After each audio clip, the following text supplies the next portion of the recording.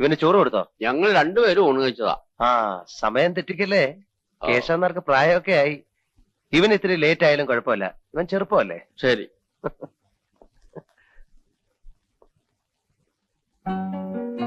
അല്ല, ഇതെന്താ ഒരു മാസത്തേക്കുള്ള ഒന്നിച്ചുണ്ടാക്കിയ?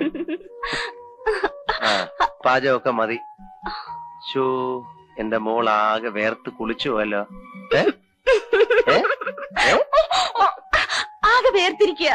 എനിക്ക് പോണം, വാ, സമയായി.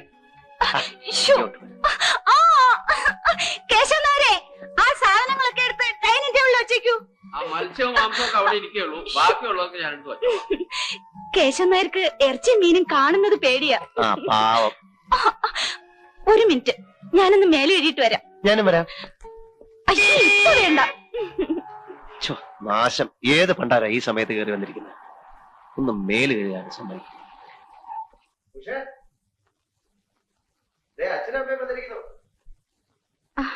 അമ്മേ, ഇതെന്താമ്മേ ഒരു മുന്നറിയിപ്പും ഇല്ലാതെ? ഞങ്ങൾ ആലപ്പുഴയിൽ ഒരു കല്യാണത്തിന് പോയിട്ട് വരുമോ? വിളിക്കാം.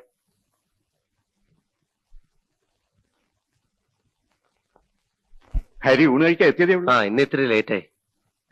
അമ്മ തീരെ ക്ഷീണിച്ചു പോയി. ഓ, നിനക്ക് തോന്നുക, എനിക്ക് ക്ഷീണമൊന്നുമില്ല. പക്ഷേ ഊണെടുത്ത് വെക്കേ. ഞങ്ങൾ കല്യാണ സദ്യ കഴിഞ്ഞ് വരിക, തന്നെയല്ല ഉടനെ പോകാൻ വേണം. ഓ, അച്ഛന്റെ ഒരു ധൃതി. വന്ന് കയറിയതല്ലേ ഉള്ളൂ. നിനക്കറിയില്ല മോളെ, വീട്ടിൽ എന്തൊക്കെയാ ജോലി. ആ, നീങ്ങ് വന്നേ, ഞാനൊരു കാര്യം ചോദിക്കട്ടെ. ആ, വരൂ.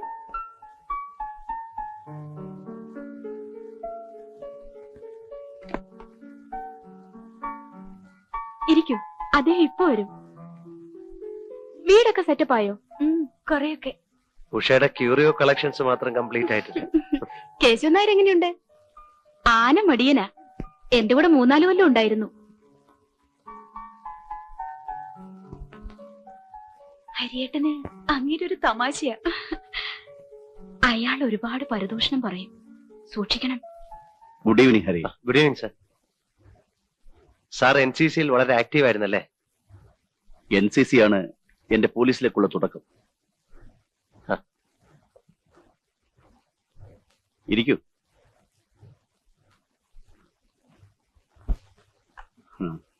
കൂൾ ഡ്രിങ്ക്സ് എടുക്കട്ടെ? ഈ സമയത്ത് ആരെങ്കിലും കൂൾ ഡ്രിങ്ക്സ് കഴിക്കോ? ഞാനത്ര ഓർത്തില്ല. It's all right. ഹരിയുടെ ബ്രാൻഡ് എന്താ? എനിത്തിങ്. 1 മിനിറ്റ്.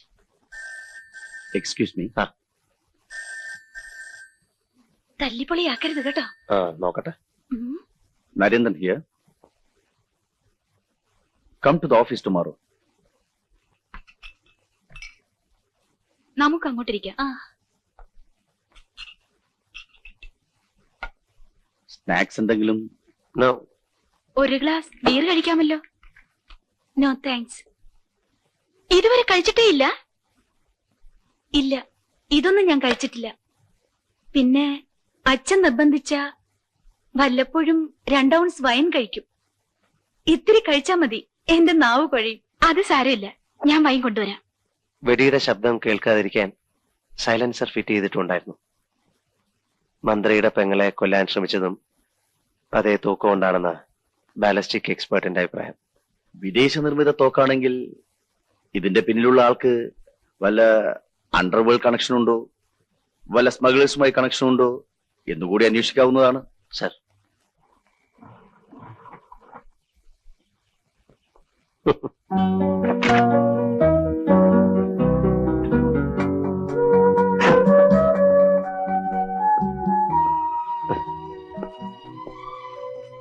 ഹലോ, ഇറങ്ങുന്നില്ലേ? വീടെത്തി.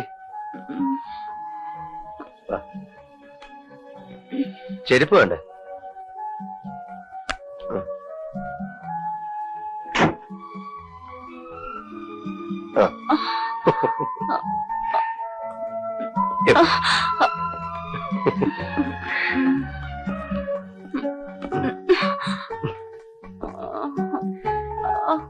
തല്ലിപ്പൊളിയാക്കി അല്ലേ?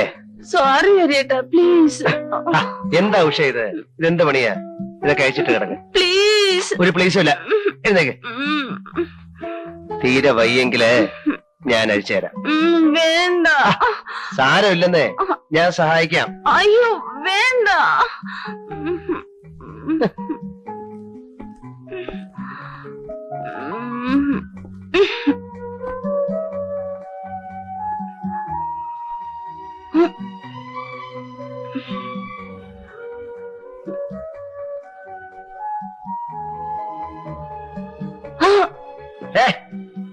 മതി മതി. കൂടുതലൊന്നും അപ്പോൾ ചോദിക്കാഞ്ഞത് ഭർത്താവ് കൂടെ ഉണ്ടായിരുന്നതുകൊണ്ടാണ്. ഞാൻ സത്യമാ പറഞ്ഞത്. ഞാനന്ന് ഫ്ലാറ്റിൽ പോയിട്ടില്ല. നിങ്ങൾ ഫ്ലാറ്റിൽ പോയിരുന്നു എന്നുള്ളതിനുള്ള എല്ലാ തെളിവുകളും എന്റെ കൈവശമുണ്ട്. ആരാ നിങ്ങളുടെ കൂടെ ഉണ്ടായിരുന്നത്? ഇത്തരം അനാവശ്യമായ ചോദ്യങ്ങൾ നിങ്ങൾ എന്നോട് ചോദിക്കരുത്. ഞാൻ ആരാണെന്ന് നിങ്ങൾക്കറിയാമല്ലോ. നിങ്ങൾ ആരാണ് എന്നുള്ളതൊന്നും എനിക്കൊരു പ്രശ്നമല്ല. എന്റെ അടുത്ത് നുണ പറഞ്ഞിട്ട് കാര്യമില്ല. ഒരാളുടെ ഉന്നം പിഴച്ചത് കൊണ്ടാണ് നിങ്ങൾ ഇപ്പോഴും ജീവിച്ചിരിക്കുന്നത്. ഇനി അയാൾക്ക് ഉന്നം പിഴയ്ക്കണമെന്നില്ല. നിങ്ങൾ ജീവിച്ചിരിക്കണമെന്ന് ഞങ്ങൾക്ക് നിർബന്ധമുണ്ട്. ഓ താങ്ക്സ്. അടുത്തടുത്ത് 2 സ്ത്രീകളെ വെടിവെച്ചു വന്നത് നിങ്ങൾക്കറിയാമല്ലോ. അയാളുടെ അടുത്ത ഇര നിങ്ങളാണ്. നിങ്ങൾ എന്നെ പേടിപ്പിക്കൊന്നും വേണ്ട. വേണ്ടി വന്നാൽ നിങ്ങളെ തന്നെ ഞാൻ എനിക്ക് കാവൽ നിർത്തും. ഞാൻ IPS പാസ്സായത് വേശ്യകൾക്ക് കാവൽ നിൽക്കാനല്ല. Shut your bloody mouth.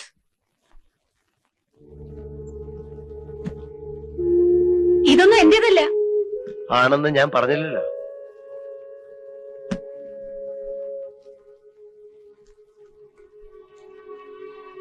Mrs Nirmala Kunhikrishnan, door number 321, first main room. നിങ്ങളുടെ ഫ്ലാറ്റിലെ കീയും ഈ ലെറ്ററും ഈ വാനിറ്റി ബാഗിലാണ് ഉണ്ടായിരുന്നത്. ഈ ബാഗ് ഈ വസ്ത്രങ്ങളുടെ അടിയിലാണ് കിടന്നത്. ഈ വസ്ത്രങ്ങൾ നിങ്ങളുടെ ഫ്ലാറ്റിലെ സോഫയിൽ അഴിച്ചിട്ടിരിക്കുകയായിരുന്നു. ഇപ്പോഴും നിങ്ങൾക്ക് പറയാം മാഡം, ഇതൊന്നും എന്റേതല്ലെന്ന്. കോടതി മുറിയിലെ സാക്ഷി കൂട്ടി നിർത്തി നിങ്ങളെ കൊണ്ട് ഞാൻ പറയിപ്പിക്കണോ ഇതൊക്കെ എന്റേതാണെന്ന്? മറ്റ് 2 സ്ത്രീകളുടെയും ശവശരീരങ്ങളാണ് പോലീസിന് കിട്ടിയിട്ടുള്ളത്. ശവശരീരങ്ങൾ സംസാരിക്കാറില്ല. നിങ്ങൾ ഇന്ന് ജീവിച്ചിരിപ്പുണ്ട്. നിങ്ങളുടെ കൂടെ ഫ്ലാറ്റിൽ ഉണ്ടായിരുന്ന ആരാണെന്ന് പറഞ്ഞേ പറ്റൂ. കുടിക്കാൻ എന്തെങ്കിലും? സാറേ, ഞാനാണ് ഇതൊക്കെ പറഞ്ഞതെന്ന് ആരോടും പറയരുതേ. ഞാൻ ആരോടും പറയാൻ പോകുന്നില്ല. താൻ തന്നെ നേരിട്ട് കോടതി വന്ന് പറഞ്ഞാൽ മതി. ശരി. അയ്യോ, ചതിക്കല്ലേ സാറേ.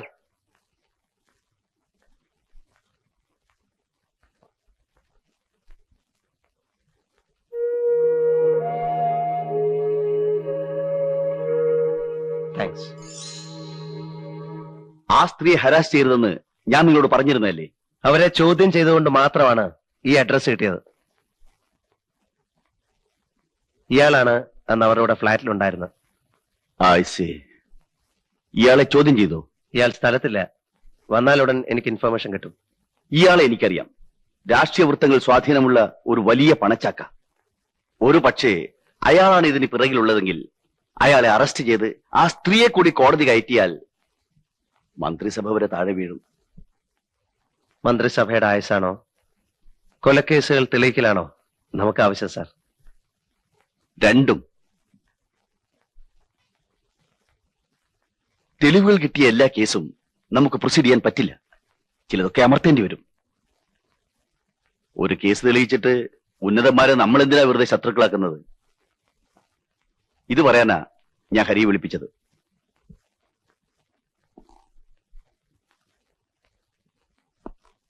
നിർമ്മലയായിട്ട് എനിക്ക് ബന്ധമുണ്ടായിരുന്നു ഞാൻ സമ്മതിക്കുന്നു. അന്ന് ഞാൻ ആ ഫ്ലാറ്റിലുണ്ടായിരുന്നു. നേരത്തെ പൂരം ചെയ്തു. അതിനുശേഷം അവിടെ നടന്നൊന്നും എനിക്കറിയില്ല. ആരായിരിക്കും വെടിവെച്ചതെന്നാണ് നിങ്ങളുടെ ഒരു ഊഹം? ആർക്കറിയാം?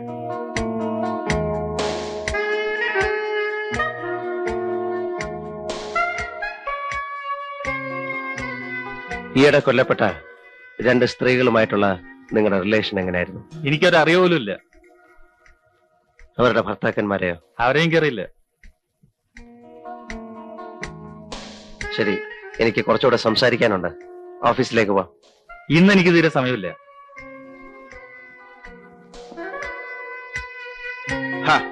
സമയം ഉണ്ടാക്കണം സാറേ. എണീക്കടോ.